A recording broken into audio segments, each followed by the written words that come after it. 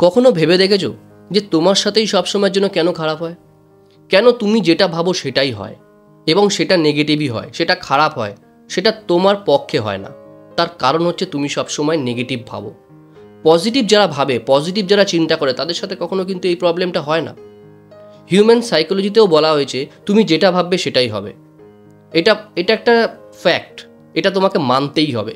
যারা positive thinker তারা সবসময়ের জন্য পজিটিভ ওয়েতেই ভাবে। তারা সকালবেলা ঘুম থেকে উঠেই ভাবে যে আজকের দিনটা খুব ভালো হবে এবং আই ক্যান ডু ইট, আমি যেটা ভাবছি সেটাই করব। এই পজিটিভনেসটা তোমার ভিতরে আনাটা খুব প্রয়োজন। একটা ছোট গল্প তোমাদের সাথে আজকে শেয়ার করব। নমস্কার, আমি সুজিত। একটা ছোট গল্পে তোমাদেরকে স্বাগত। গল্পটা হচ্ছে একটা ম্যাজিশিয়ানের। সে সব ধরনের তালা খুলতে পারত এবং তাকে বলা হতো কি অফ কিং। সে হচ্ছে চাবির রাজা, কারণ সে এমন কিছু কিছু তালা খুলেছে যে তালার চাবি কখনো হারিয়ে গেছে বা কোথায় পড়ে রয়েছে সে নিজেও জানে না। তাকে নিয়ে সবাই প্রচণ্ডভাবে লেখালেখি করেছে। সে প্রচণ্ড বড় একজন কিং হয়ে গেছে। যখনই কোনো চাবি হারিয়ে যায় তখন তাকে ডেকে পাঠানো হয়, কারণ সে সেই চাবিটা খুলতে পারবে, এটা সবার বিশ্বাস। এবং সেই ম্যাজিশিয়ানও এটা নিয়ে নিজেকে খুব প্রাউড ফিল করতো। Yes, I am the king of কি। এই শিরোনামটা তাকে দেওয়া হয়েছিল, এই পদবিটা তাকে দেওয়া হয়েছিল এবং এটার জন্য সে অনেক গর্বিত ছিল। একদিন এক বিজনেসম্যান ভাবলো খুব ভালো একটা আয়োজন করা যাক, যেখানে এই ম্যাজিশিয়ানকে আমরা ডেকে আনি এবং তাকে একটা পরীক্ষা দিই এবং সেই পরীক্ষা দেখার জন্য প্রচুর দর্শক আসুক টিকিট কেটে, দেখা যাক কি হয়। ম্যাজিশিয়ানকে আমন্ত্রণ জানানো হলো। ম্যাজিশিয়ান বলল, হ্যাঁ ঠিক আছে, কোনো অসুবিধা নেই, যাওয়া যেতেই পারে। ম্যাজিশিয়ান খুব আনন্দের সহিত, খুব অ্যাগ্রেসিভলি সেই অনুষ্ঠানে উপস্থিত হলো। অনুষ্ঠানটা হচ্ছিল একটা সুইমিং পুলে। চারিদিকে ভর্তি লোক, দর্শক, সবাই মোবাইল নিয়ে রেডি। কেউ ভিডিও করবে, কেউ ফুটেজ নেবে, কেউ ছবি তুলবে। সে তখন ভাবলো, বাই চান্স যদি আজকে আমি কোনো কারণে চাবিটা খুলতে না পারি তাহলে কি হবে? সবাই অধীর আগ্রহে অপেক্ষা করলো। তাকে নিয়মকানুন বুঝিয়ে দেওয়া হলো। খেলা শুরুর পূর্বে অর্গানাইজাররা সেই ম্যাজিশিয়ানকে জানিয়ে দিল কিভাবে তাকে খেলতে হবে। তাকে বলা হলো তাকে একটা বাক্সতে বন্ধ করে দেওয়া হবে। বাক্সটা ফেলে দেওয়া হবে জলের ভেতরে। ভেতরে একটা তালা লাগানো থাকবে। সেই তালাটা 1 মিনিটের মধ্যে খুলে তাকে বাইরে আসতে হবে এবং তাকে এটাও জিজ্ঞাসা করা হলো যে আপনি সাঁতার পারেন তো? উত্তরে ম্যাজিশিয়ান জানালো, আমি সাঁতার পারি, 1 মিনিট সময়ও আমার লাগবে না, আমার 15 সেকেন্ড সময় লাগে একটা তালা খুলতে। সে এতটাই কনফিডেন্স ছিল। বলো ঠিক আছে, তাও আপনাকে বলে রাখি, যদি আপনার কোথাও মনে হয় যে আপনি আর তালাটা খুলতে পারছেন না, অর্গানাইজাররা সেই ম্যাজিশিয়ানকে ভালো করে সেই খেলার নিয়ম বলে দিল। তাকে বলা হলো যে আপনাকে একটা বাস্কের ভিতরে আটকে সেই বাক্সটা সুইমিং পুলে আমরা রেখে দেব। তার ভেতরে একটা তালা লাগানো থাকবে। সেই তালাটাকে আনলক করে 1 মিনিটের মধ্যে আপনাকে সেই বক্স থেকে বেরিয়ে আসতে হবে। তাকে জিজ্ঞাসা করলো যে আপনি সাঁতার পারেন তো? উত্তরে ম্যাজিশিয়ান জানালো, হ্যাঁ পারি, কিন্তু এই 1 মিনিট সময় আমার লাগবে না। সে এতটাই কনফিডেন্স ছিল। বলো ঠিক আছে, তাহলেও আপনাকে জানিয়ে রাখি, যদি কোথাও আপনি ইনসিকিউরিটি ফিল করেন তাহলে আমাদেরকে ইশারা করবেন, আমরা সাথে সাথে বক্সটাকে টেনে বাইরে নিয়ে আসব। বললো তার আর প্রয়োজন হবে না। বললো ঠিক আছে, 1 2 3 স্টার্ট। বাঁশি দেওয়ার সাথে সাথে সেই বাস্ক জলের তলায় চলে গেল।